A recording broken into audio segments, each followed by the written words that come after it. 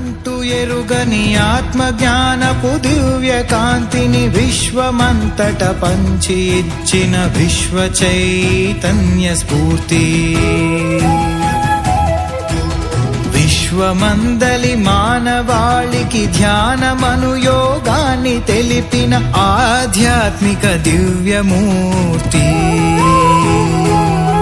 అజ్ఞానమను తిమిరాలు కూల్చగా జ్ఞాన రేఖలు భువిని నింపగా జన్మనెత్తిన జ్ఞాన సూర్యుడు బ్రహ్మర్షి పితామహ పత్రిజీ. బ్రహ్మర్షి పితామహ పత్రిజీ. బ్రహ్మర్షి పితామహ పత్రిజీ. నమస్కారము. ఏదో నేను ధ్యానం చేసేదాన్ని అంటే నా ఆరోగ్యం బాగుంది.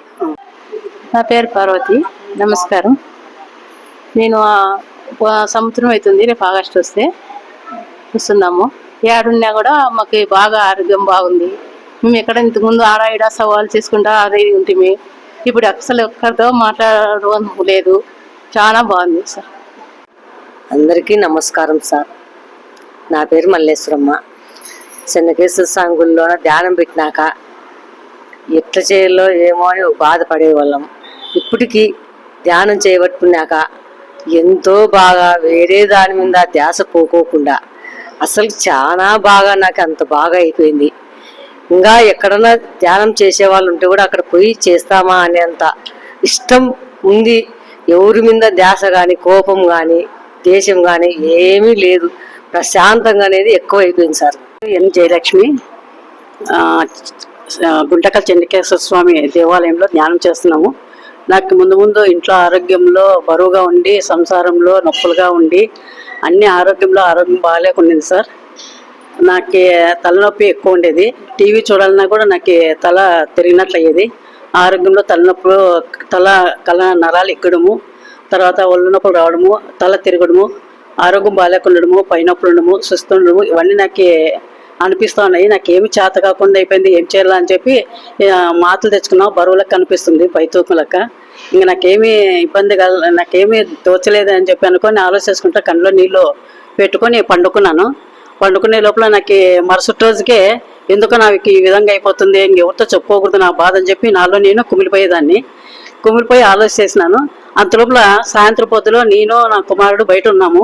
అంతలోపు మేడం వచ్చి, మేడం ఇక్కడ చెన్నకేశ్వర గుడిలో జ్ఞానం చేస్తున్నారు రాండి అంటేనే నా కుమారుడు వస్తాం, మా అమ్మ వస్తుంది సార్ అని చెప్పన్నాడు. సరే అని చెప్పి నేను కూడా ఇంకా ఏమీ ఆలోచన చేయలేక, సరే నాకు దేవుడే నాకు దారి చూపించినాడు అని చెప్పి అనుకొని నేను ఇక్కడికి చెన్నకేశ్వర గుడిలో జ్ఞానం పోవాలని చెప్పి మరుసటి రోజు సాయంత్రంకి వచ్చేసినాను. నాకు ఆరోగ్యంగా ఫ్రీగా ఉంది. ఇంట్లో సంసారం సమస్యలు కూడా కొన్ని చీకాకులు తగ్గినాయి. బాగున్నాము, అందరూ కుటుంబ సమేతంగా బాగానే ఉన్నాము. ఇప్పుడు అంతా కమిటీగా మా కుటుంబ సమేతంగా బాగానే ఉన్నాము. ముందుకి బాగా జరగాలని చెప్పి దేవుణ్ణి ప్రార్థిస్తున్నాము. సంవత్సరం జ్ఞానంలో ఒక్క రోజు కూడా గ్యాప్ పెట్టుకోకుండా సంవత్సరం వరకు, రేపు ఆగస్టు వస్తే సంవత్సరం అవుతుంది, అంతవరకు నేను దీక్షగా గెలుపుగా రావాలని చెప్పి జ్ఞానానికి వచ్చినాను. ఇంతవరకు నాకు ఏ సమస్యలు కలగలేదు. కొంచెం అన్నిటికీ బాగానే ఉండదు. పక్కన మా ఇంటి పక్కన వాళ్ళు కూడా అన్నారు, ఇక్కడ మీకు జ్ఞానం వెళ్ళినట్టు బాగుందని చెప్పి ప్రతి ఒక్కరు అంటూనే ఉన్నారు. నేను ప్రతి ఒక్కరికి చెప్తా వచ్చినాను. అందరూ అని చెప్పన్నారు. తర్వాత వస్తాంలే అని చెప్పినారు, రూపనైపోయినారు. మేము కూడా దేవుడు మమ్మల్ని అందరూ కాపాడాలా, బాగుండాలా అని చెప్పి పత్రి గురువుని మేము ఎప్పుడు మా మనసులో తలుసుకుంటూ మాకు ఆయనే దేవుడు అని మా దృష్టిలో మేము భావించుకొని ప్రతిరోజు లేచినా పండుకున్నా ఆ దేవుడినే మేము మనసులో తలుసుకుంటూ ఉన్నాము. ఇంకా ఆ దేవుని తీర్చి మాకు ఎల్లవేళ చల్లగా ఉండాలని చెప్పి, వాళ్ళ కుటుంబ సమేతం చల్లగా ఉండాలని చెప్పి దేవుని ప్రార్థిస్తున్నాము. అంతవరకు సెలవు. ఎం భాగ్యమ్మ. చెన్నకేశ్వర స్వామి గుడిలో చేసుకుంటున్నాము జ్ఞానము. ఎప్పటికీ నేను శ్రీకృష్ణుడినే తలుచుకుంటూ ఉండేదాన్ని. ఇప్పుడు జ్ఞానం వచ్చినాక ఎప్పుడు చేసుకుంటూ ఉన్నాను. ఇప్పటికేమో ఆరోగ్యం అంతా బాగానే ఉంది. ఇంకా ముందుకు కానీ ఎట్లుంటుందో బాగా ఆరోగ్యము. దానికని నేను రోజు కొలుచుకుంటూ ఉంటాను. ఇంట్లో కానీ చేసుకుంటూ ఉంటాను. దేవాలయం కానీ వచ్చి కూర్చొని చేసుకుంటుంటాను. నా పేరు కే మంగళ. ఓల్డ్ గుంటకల్ అని అనంతపురం డిస్టిక్ చెన్నకేశవ స్వామి గుడిలో ధ్యానం స్టార్ట్ చేసినారు. ఇది అంతటికి కారణము మన హాస్టల్ మాస్టర్స్ అందరూ మాకు సహకరించే దాని నుంచి మనకి ఇవన్నీ దక్కినాయని నేను చెప్పడానికి చాలా సంతోషిస్తాను. హాస్టల్ మాస్టర్కి, పత్రి సార్కి అందరికీ ప్రణామాలు తెలియజేస్తున్నాను. ఈ కాలంలో అంత అరాచకాలు, అంత ఎక్కడ వెతికినా దొరకని సంతోషము, డబ్బులు పెట్టి మేము డబ్బులు పెట్టి కొనే కొద్దీ దాంట్లో టెన్షన్లే ఉంటాయి కానీ సంతోషం ఉండదు. డబ్బులు ఎక్కువ పెట్టే కొద్దీ టెన్షన్లు ఎక్కువ ఉంటాయి.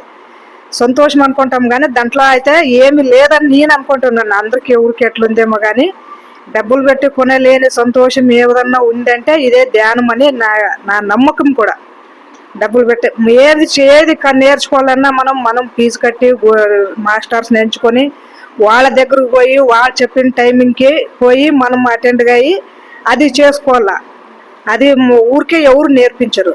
అలాంటిది మన సార్ వాళ్ళు మన టైంకి అనుగుణంగా వాళ్ళ పనులు వదులుకొని మన టైంకి అనుగుణంగా వచ్చి మనకి అంతా జ్ఞాన మార్గాన్ని చూపించినారు. నేనేమనుకునేదంటే నాకు అసలు ఇంట్లో పని లేదు, తక్కువ. ఏదన్నా పని చేస్తామంటే ఏ పని దొరకలేదు కదా అని నేను దేవుడిని కోరుకునేదాన్ని. ఏ పని చేసినా ఇప్పుడుండే వరకు వచ్చే పని వచ్చలే అంతవరకే తెలుసు నాకు. మా ఎంట వచ్చే శాశ్వతమైన పని ఏదన్నా ఉంది అంటే మన సార్ వాళ్ళు వచ్చి నా కోరిక మేరక ఇక్కడికి వచ్చినట్లు అనిపించింది నాకు. అసలు నాకు అట్లా ఇది ఉంది, ఇంట్లో అవకాశం నాకు చిక్తుందని నేను లైఫ్లో అనుకోలేదు అసలు. మేము ఏమి తెచ్చుకున్నా, నేనేం సంపాదించుకున్నా, డబ్బులు తెచ్చుకున్నా, చీరలు తెచ్చుకున్నా, నగలు తెచ్చుకున్నా దాని నుంచి టెన్షన్సే ఎక్కువ అవుతుంది. ఇంట్లో 10 తులాలు బంగారు చేపించినాను కదా, ఆ సంతోషం లేదు. బంగారు చేపించినాను కదా, ఎవరు పిరుకొని పోతారో, ఎవరు చేసిపోతారో ఏమని అదే టెన్షన్.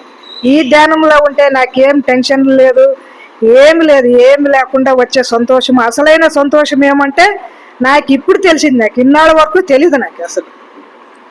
సంతోషంగా ఉన్నాను. అది ఏమో దేవుడు ఎట్లా పెట్టింటే అట్లా అవుతుంది. తర్వాత నేను వెనక జన్మలో ఏం చేసి ఉంటానో అది పెట్టినాడు దేవుడు. దాని గురించి నాకు ఇట్లా అవుతుంది కదా, ముందు ఏమవుతుందో ఏమని నేను దాని గురించి ఆలోచనలు చాలా 3% తగ్గించుకున్నాను. నేను అంత ఏం లేదు, ఏ దేవుడు ఏం పెడితే అలా ఉంటుంది. నాకేమో అన్ని తట్టుకునే శక్తిని ఇవ్వాలని చెప్పినాను. దేవుడు ముందు నుంచి నాకు బాధలు ఇచ్చినాడు, ఆయన ధైర్యం ఇచ్చినాడు. ధైర్యం ఇచ్చి ధైర్యంతో ముందుకు నడిపిస్తున్నాడు. ఇప్పుడు ప్రశాంతత అనేది ఇప్పుడు వచ్చింది నాకు. ఈ ధ్యానం నుంచి నాకు ప్రశాంతత వచ్చింది. ఇంకా ముందు కానీ ఇట్లే ఉండాలా. అందరూ ఇట్లా ధ్యానం చేసుకుంటే బాగుంటుంది. ఎవరు మన అందరికీ పంచే కొద్దీ పెరుగుతుంది. ఇది మన దగ్గర మేము 10,000 సంపాదించినంటే ఆ కొడుకు 2,000, ఈ కొడుకు 2,000 ఇస్తే అయిపోతుంది. ఇది మనం ఇంకా చెప్పే కొద్దీ, ఇంకా అందరికీ ప్రచారం చేసే కొద్దీ ఇంకా పెరిగే ఆస్తి ఏమంటే ఇదే ధ్యానం అని నా అనుభవంలో నేను తెలుసుకున్నాను. అందరికీ నమస్కారం.